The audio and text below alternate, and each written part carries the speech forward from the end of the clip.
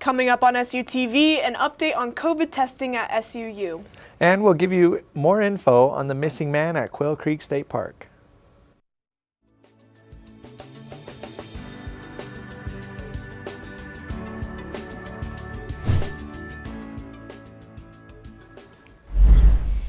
Welcome to SUTV News. I'm Danielle Moret. And I'm Christian Esparza.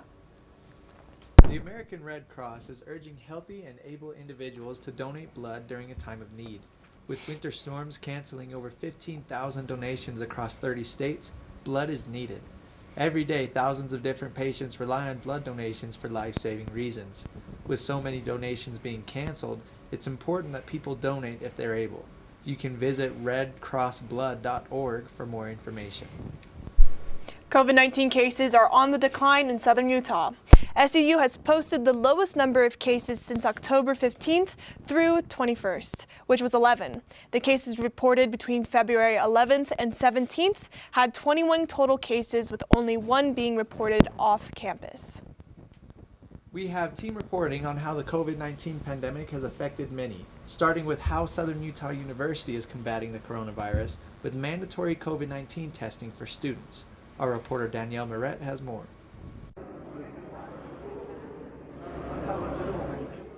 Southern Utah University is taking measures to combat the rise of COVID-19 by providing coronavirus testing at its Student Center ballroom. The university is managing cases among its students and faculty by mandating students who are enrolled in at least one in-person course at SUU to take the test. Testing is available Monday, Tuesday, and Thursday from 8 a.m. to 4:30 p.m. by appointment only for students who are not showing any signs of the virus. Students will perform their own tests by swabbing each nostril 5 times and then handing the swab back to the volunteer. Keaton Hansen, a volunteer at the testing center, spoke with me about why students should get tested. If you have any encounters with somebody that's symptomatic, come in and get a test.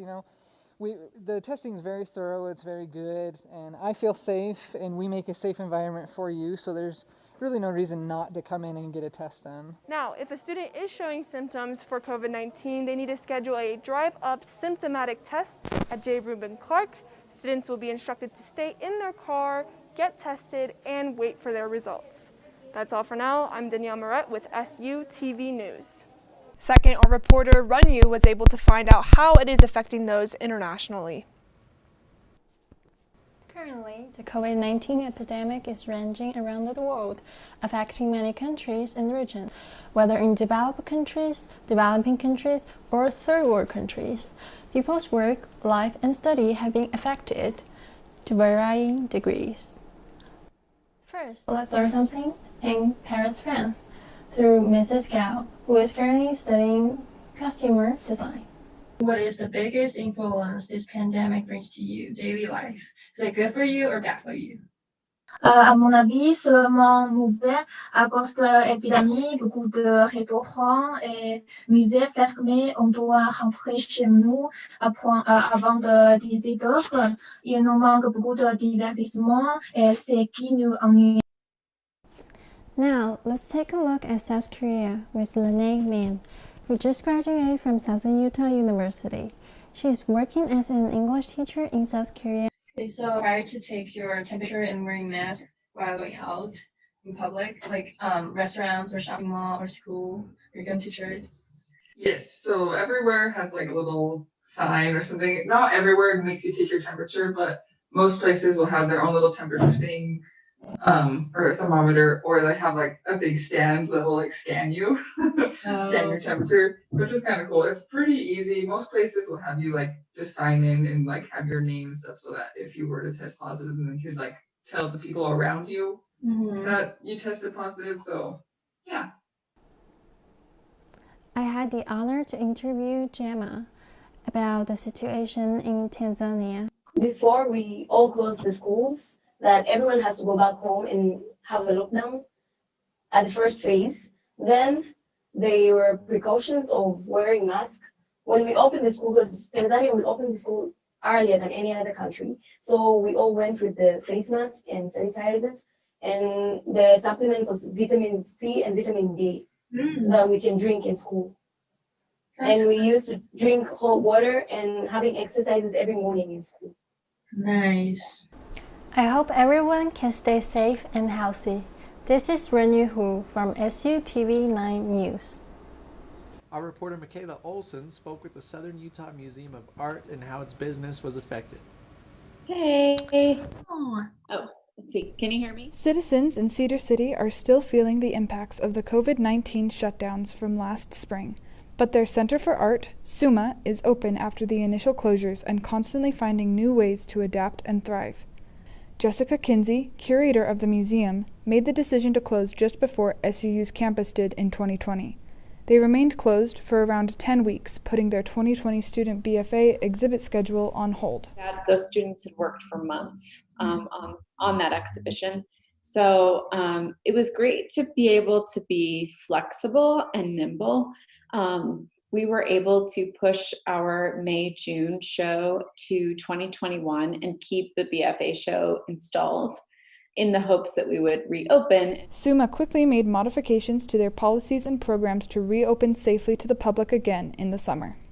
A lot of what we've been doing, especially in 2019, is activating our spaces through programming and events. If you're just open, you don't have as much engagement with the community and the campus.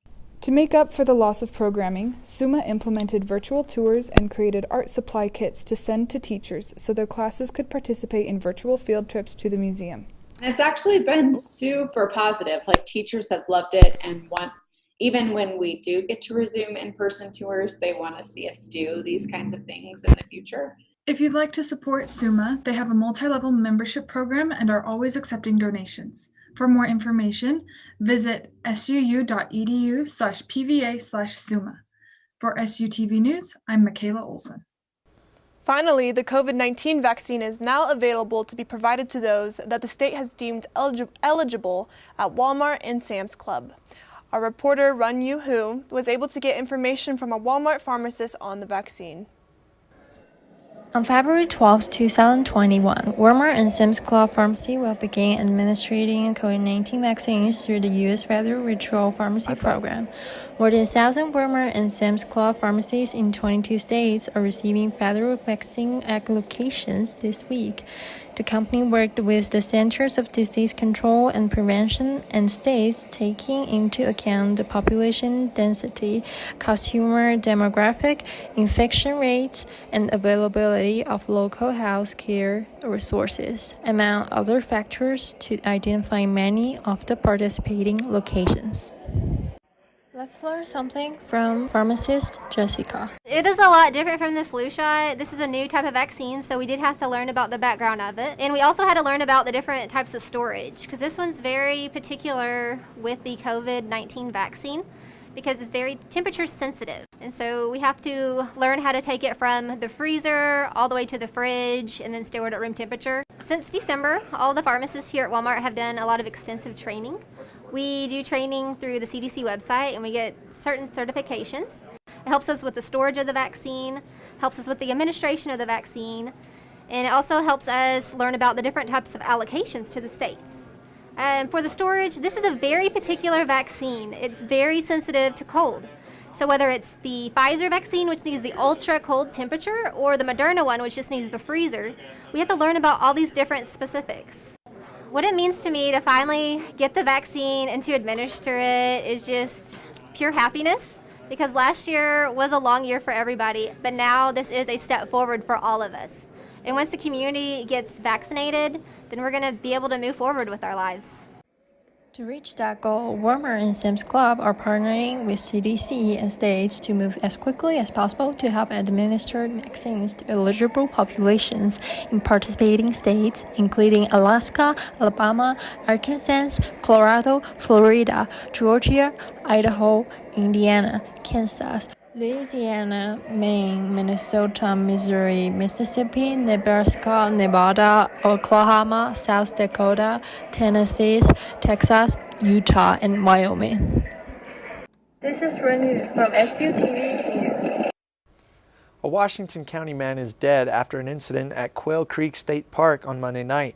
The Utah Division of Parks and Recreation released a statement claiming that family members of Donald L. Danoon, a 77-year-old man, called authorities when Danoon had gone fishing alone Monday morning and had not returned home. Washington County Search and Rescue, Hurricane City Police, and Utah Division of Parks and Recreation all dispatched first responders to search for the man. The body was located late Monday night around 10:30 p.m. and he was not wearing a life jacket. The incident is still under investigation. Well, it sounds like the vaccine is starting to roll out pretty good here in Utah. Yeah, it's exciting to see the steps that are being taken to give it to the people who are deemed eligible, which would be people who are in really high risk groups. And it's really hopeful to see this come out. Yeah, on top of that, it's sad to hear about the man in the accident at Quail Creek Reservoir. Yeah, 100%. It really makes you realize how precious life is and to really make every day the most.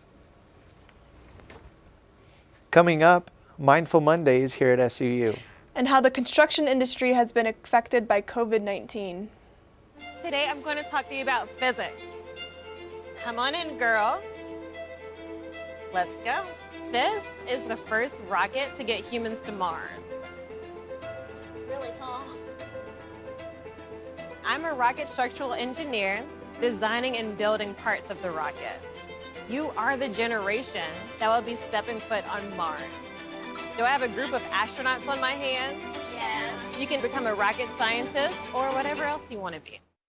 Southern Utah University has several academic resources, from advisors to the library to online sites. However, academics are not the only things college students struggle with. Our reporter Andrea Rogers shares a report on a special resource SUU provides for the emotional and mental well-being of its students. The Care and Support Team, also known as CAST, is a team of faculty and staff members from SUU who, although not professional counselors, are committed to supporting students, not only academically, but also emotionally and mentally. We are liaisons to help people find resources. We have stickers on our doors, so students know that they can talk to me about things that, are outside academics if they need help and assistance in a variety of ways. A program created by the CAST team is Mindful Mondays, a weekly meditation activity available through Zoom to all students, teachers, and staff members.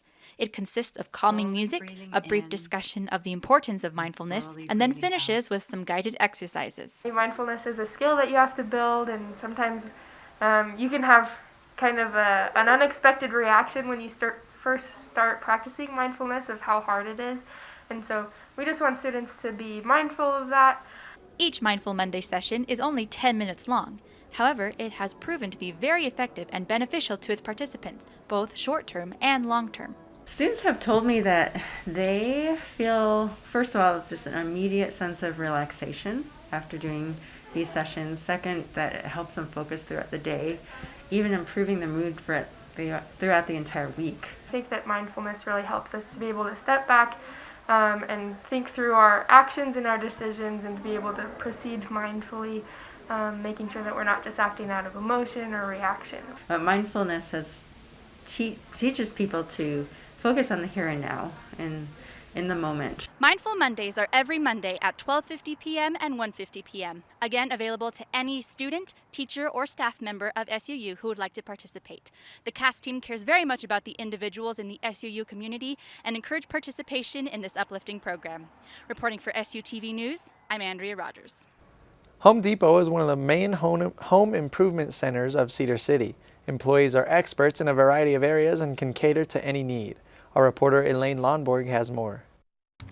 Home Depot is one of the top retailers for home improvement throughout the U.S.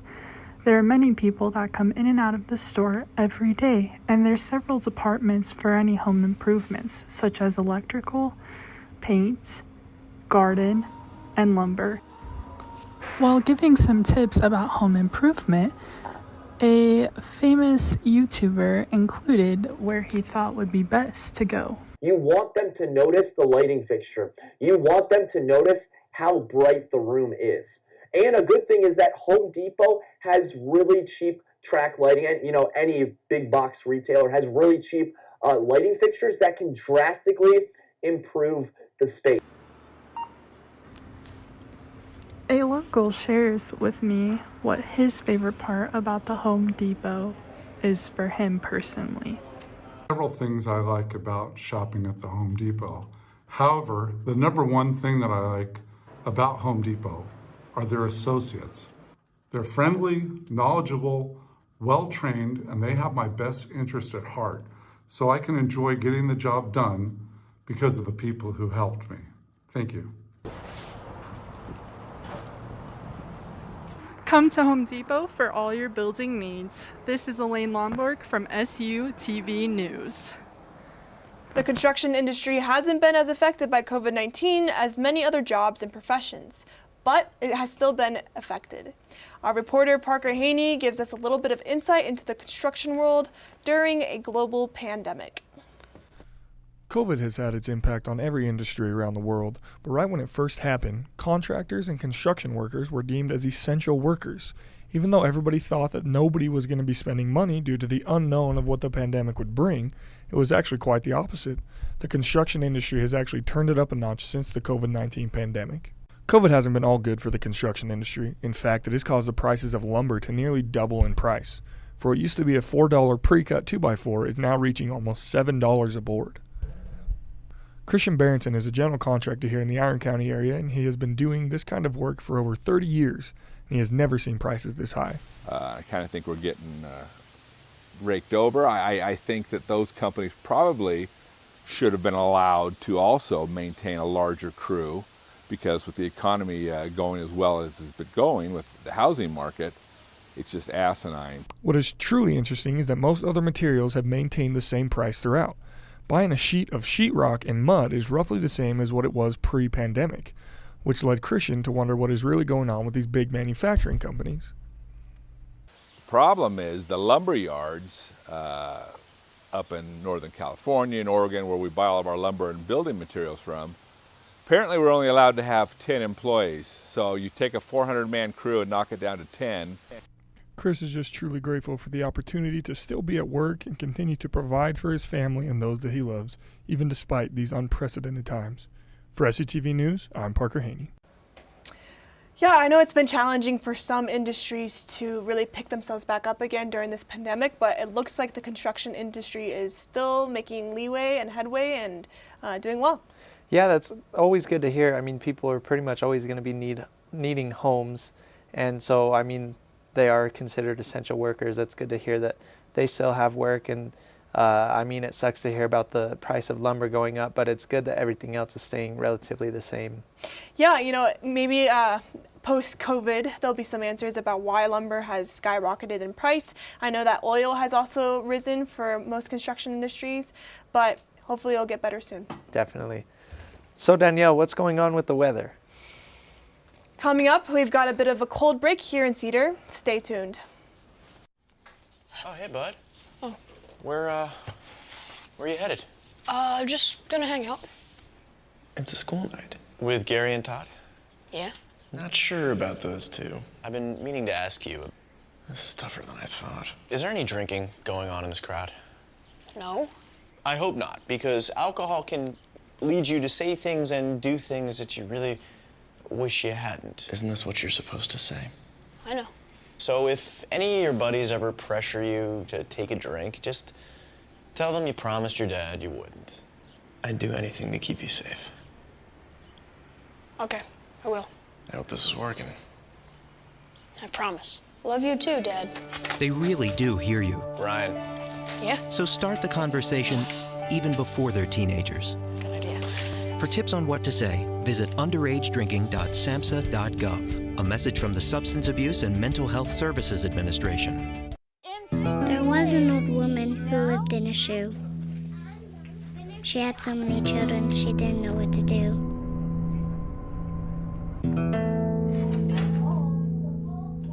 She gave them some broth without any bread and kissed them all soundly. Lights out. Good night. And put them to bed. Hunger is a story we can end. End it at feedingamerica.org.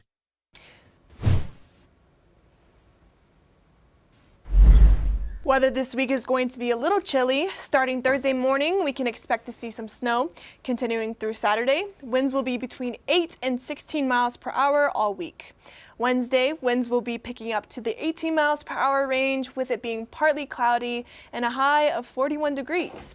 Thursday, we will be having snow in the morning. The snow should be gone by the morning with only a 40% chance throughout the day. Friday, we are expected to get 1 to 3 inches of snow, with the high being 36 degrees. Friday will have the lowest winds of the week at only 8 miles per hour. Saturday, expect more snow with a 55% chance and 1 to 3 more inches expected. Winds will pick up, getting to about 12 miles per hour. The snow is expected to stop during the later hours. Sunday, we will still have some clouds, but the temperature rising to 47 degrees. Looks like we had a nice spring break, but now it seems like we are back into winter weather for a while. That is it for the weather. Now to Parker Haney with sports. Thank you, Danielle. Coming up on SUTV Sports, latest on Thunderbird sports, as well as awards given to the men's basketball team. Hey, did you buy something from some gaming site? What do you mean? Yeah, look, there's a bunch of different charges on here. Do you think someone stole our credit card information? I don't know. That site sounds familiar, though. Yeah, isn't that the site that Billy's on all the time? You don't think. Billy? Stop and think before you connect. Playing online is serious business. Visit dhs.gov/stopthinkconnect for tips on how to be safe online. Hey, I'm Mike Rope, here today to encourage you to connect with 811 before you dig. And I'm Micro, and I'm here because I love to dig in the dirt. It's true. He's also here because he's very small and not that bright. Here, for instance, we can see Micro doing what he loves to do. And here we can see the consequences of not doing what he should have done. Dude, why didn't you call 811? I forgot the number. See? Not that bright.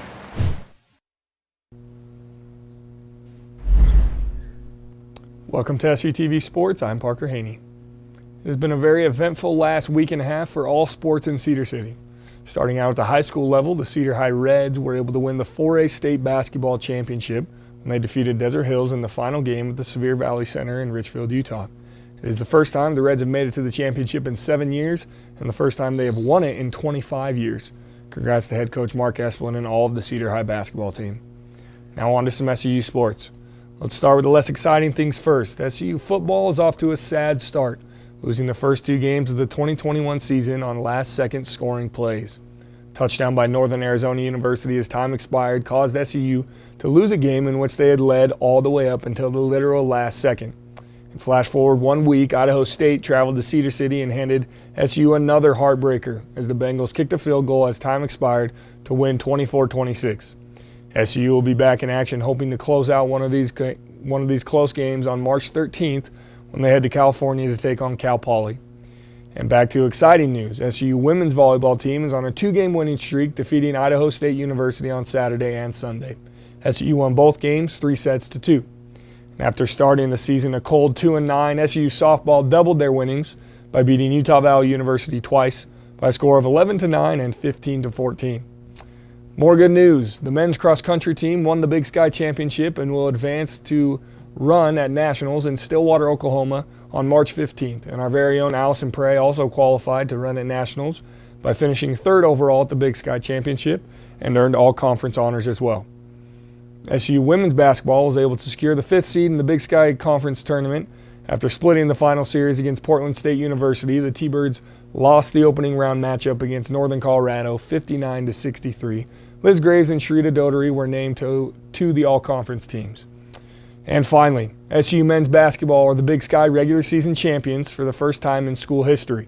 They swept Portland State and finished the season at 12-2 in conference play and 19-3 overall. They will enter the tournament as the 1 seed and will have a first-round bye in Boise. The basketball team also received a lot of recognition in their historic season, as they had 4 players put on the all-conference teams, with Tevian Jones making history as the first T-Bird to ever be named to the first-team all-conference.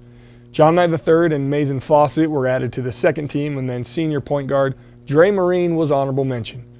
And to put a bow on the whole season, 4th-year head coach Todd Simon was named the Big Sky Conference Coach of the Year. For SUTV Sports, I'm Parker Haney. Wow, it's amazing to see the basketball team being so successful. Yeah, it's awesome that they were able to secure that #1 seed and go into the Big Sky tournament up in Boise. They had the first round bye. I know they're all excited to play. They want to prove that they're having a really good season. Yeah, 100%. And I'm glad to see that this winning culture has also transferred to the cross-country team. And it's really exciting to see our own Allison Prey get a seat at Nationals. Yeah, shout out to Allison. Hard work pays off, I guess. It's awesome. 100%. Hopefully we'll start to see better results across the board for the other sports as well, but we're on a good track. Definitely. Next, Southern Utah's new rock climbing business. And a hot air balloon crash on the border of Utah and Arizona. This is the story of a boy who didn't talk for a long time. The boy liked things to always be the same. Any changes would scare and upset him. The unknown was an unfriendly place. The boy was very sensitive to lights and sounds. So he built secret hiding places where they couldn't get in. The boy didn't like looking people in the eye. He wasn't trying to be mean, it just made him feel uncomfortable. Sometimes he would flap his arms again and again. One day, I found out I have something called autism. My family got me help. Slowly, I found my voice and learned all the ways I could live with it better. Early intervention can make a lifetime of difference. Learn the signs at autismspeaks.org. When I was your age, I was just like you, fascinated by stars.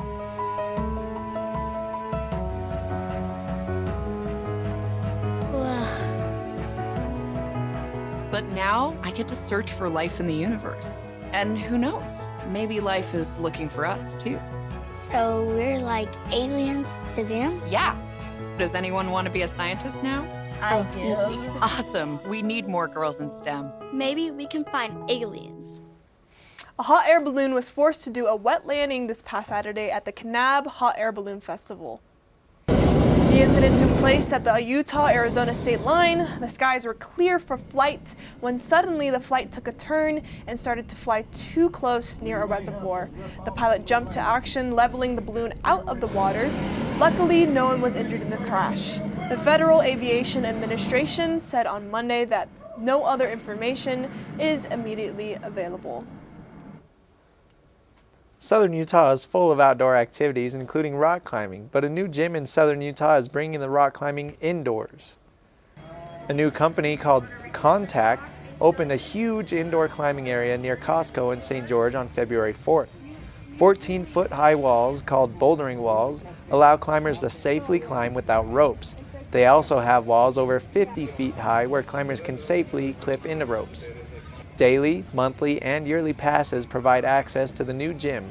Owners hope the climbing walls will be popular with climbers here in Southern Utah. Business has been good so far and will provide options for the hot and cold weather we have here in Southern Utah. St. George has extreme weather sometimes, so if it's too cold, like sometimes I'm get really cold and the rocks are too cold, my hands are going to get cold when I climb, so I'm going to come here for that. And then St. George gets really hot in the summer, so I'm going to want to come here and not burn my hands on the rocks. Contact also offers yoga and fitness classes. The Levitt Center held a pizza and politics event on Wednesday night about online privacy and censorship. Students of all majors engaged with each other about the ideal morals and ethics of government and private corporations' censorship policies. The event covered a variety of censorship policies in the United States, ranging from policies found in the Pentagon Papers to social media. Students were prompted to respond and share their thoughts on each of the censorship topics. I am so sorry. It's okay. It's nice to be able to get to know people that I wouldn't probably interact with normally and to hear other viewpoints so I can change my own and open my mind to new possibilities. Yeah, and I have to agree with her. Like, I think PMP is a great opportunity for students to come and learn, to participate with other students, and then especially during COVID right now, like we don't get that opportunity to speak to other people that much.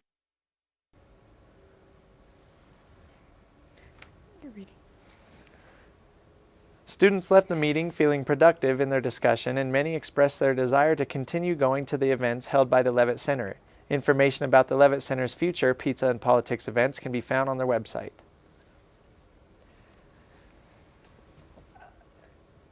Thanks for tuning in. That's all we have for you. I'm Christian Esparza. And I'm Danielle Moret.